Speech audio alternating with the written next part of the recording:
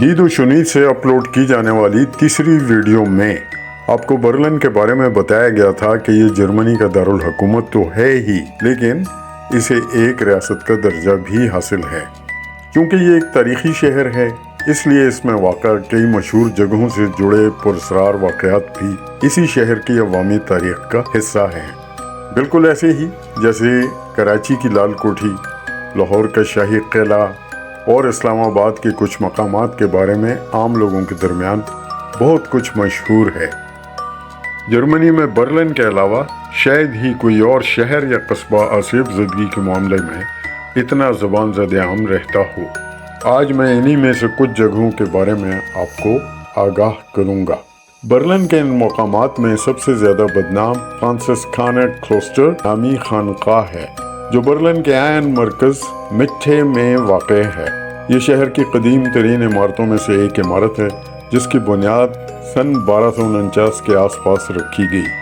اب اس کی چند دیواریں ہی باقی رہ گئی ہیں۔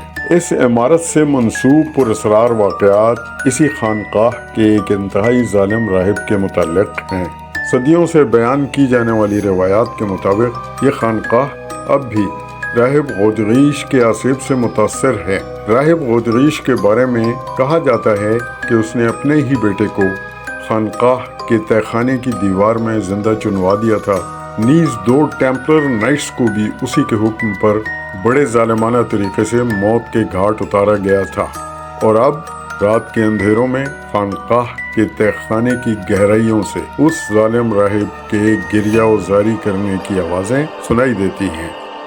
ایک جزیرہ جو فاؤننزل یعنی مور والا جزیرہ کہلاتا ہے، ایک کیمیا گر کی بے چین روح کے حوالے سے کافی مشہور ہے، جسے سیاہ یا تاریک کیمیا گر کہا جاتا ہے۔ یوں تو اس جزیرے کو قدرتی ماحول کی ایک جنت کے طور پر پہچانا جاتا ہے اور اس کی ایک بھرپور تاریخ بھی ہے، لیکن اس کی اصل وجہ شہرت ایک پراسرار کیمیا گر ہے۔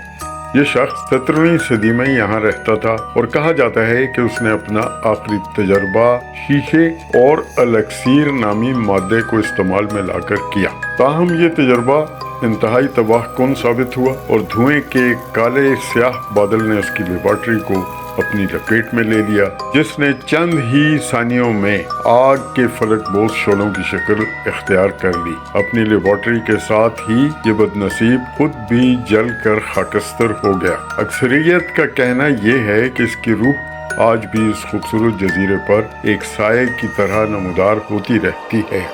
کیمیا گری کا ذکر آیا تو کچھ باتیں کیمیا گری کے بارے میں بھی بتا دیتا ہوں۔ کیمیا گری ایک ایسا مشغلہ یا پیشہ ہے جس میں ایک دھات کی کیمیائی ترکیب کو بالکل بدل کر کسی اور قیمتی دھات کی شکل میں ڈھال دیا جاتا ہے۔ مثلاً کیمیا گروں کے مطابق تانبے کو سونے میں بدلا جا سکتا ہے، تاہم ان باتوں کی تصدیق کہیں سے نہیں ہوتی۔ اپنے بچپن تک تو کیمیا گروں کو میں نے بھی دیکھا ہے، جو خانہ بدوشوں کے حلیے میں اکیلے دکیلے ویرانوں میں بھٹکتے دکھائی دیتے تھے۔ ان کے ویرانوں میں بھٹکنے کی وجہ مخصوص جڑی بوٹیوں کی تلاش ہوتی تھی۔ انہی بوٹیوں کے الاؤ بھڑکا کر اس میں دیگی لوہے کی کٹھالی، جس میں تانبے کی کچھ مقدار موجود ہوتی، ایک خاص مدت تک کنٹرولڈ ٹمپریچر میں اس طرح رکھی جاتی کہ اس میں رکھا گیا تانبا پگھل جائے۔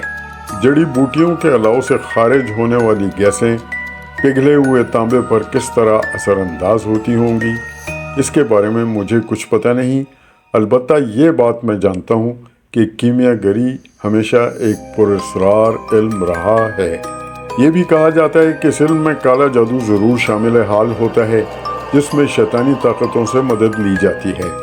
اگر یہ بات سچ ہے تو فاؤننزل یعنی مور والے جزیرے کے پراسرار مکین نے بھی شیطانی طاقتوں سے مدد طلب کی ہوگی، اور وہی طاقتیں اتنی ہاسٹائل موت کے بعد بھی اس کا پیچھا نہیں چھوڑ رہی۔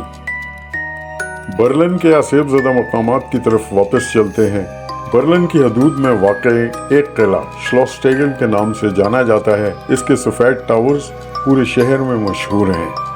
بقول عوام الناس اس قلعے میں ایک ماورائی ہستی کا بسیرا ہے۔ یہ پراسرار باتیں سب سے پہلے 17ویں صدی کے آخر میں مشہور ہوئیں۔ لوگوں کے ابتدائی بیانات کے مطابق اس قلعے میں کچھ ایسی آوازیں और आहू बका सुनाई देती थी, जैसे किसी को बड़ी बेदर्दी से कोड़े मारे जा रहे हों। इसके बाद इन वाक़यात में शिद्दत आती चली गई और यहाँ रहने वालों पर आतिशगीर पत्थर बरसना शुरू हो गए।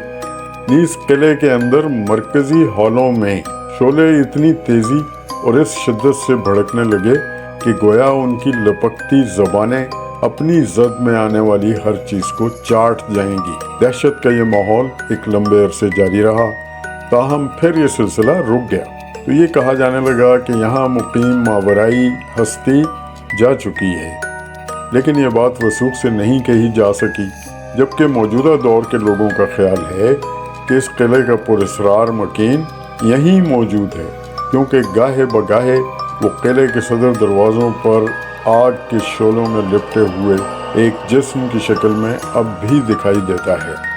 बर्लिन की जनूब मशरकी गहराई में वाक़या एक किला जो श्लॉस क्योपनिक कहलाता है, 17वीं और 18वीं सदी के तर्ज तामीर और आराइश का एक हसीन तरीन नमूना समझा जाता है। कुछ ऐसा मालूम होता है कि गुजरता वक्त भी इसका कुछ न बिगाड़ सका, लेकिन होहेंसोलन नामी जर्मन अशराफिया के महल अपने अंदर रोंगटे खड़े कर देने वाली एक कहानी छुपाए हुए है, जो दरअसल दो तरफा इश्क की एक अलमिया दास्तान है। वाकया कुछ यूं है कि होहेंसोलन खानदान की एक नौजवान औरत आसपास रहने वाले एक आम नौजवान के इश्क में गिरफ्तार हुई, लेकिन ये इश्क छुपाए न छुपा और अशराफिया के इस खानदान पर ये राज आश्कार हो ही गया। गालिब ने क्या खूब कहा है, इश्क पर जोर नहीं है ये वो आतिश के लगाए न लगे और बुझाए न बने। जिसके बाद दोनों को इंतहाई दर्दनाक सजाएं दी गईं। नौजवान को फांसी पर चढ़ा दिया गया, जबकि बदनसीब औरत को इसी किले के तहखानों में मौजूद किसी दीवार में जिंदा चुनवा दिया गया। कुछ ही अरसे बाद इन दोनों के आसेब सुर्ख आंखों वाले एक कुत्ते के हमराह इस किले के अंदर तामीर शुदा एक पुल पर पहली मर्तबा टहलते दिखाई दिए और अब तक ये सिलसिला जारी है।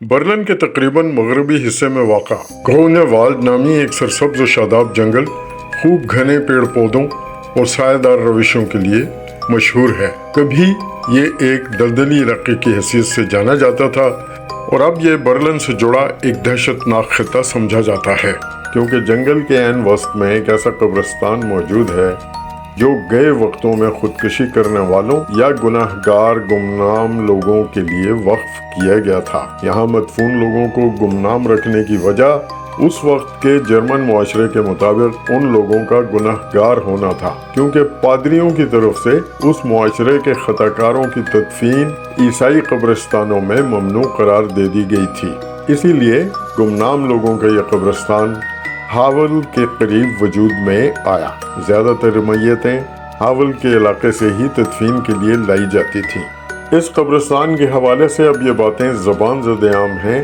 कि उन लोगों की बेचैन रूहें कभी सायों और कभी दिल दहला देने वाले अजीब व गरीब शोर की शक्ल में अपनी मौजूदगी का एहसास दिलाती रहती हैं।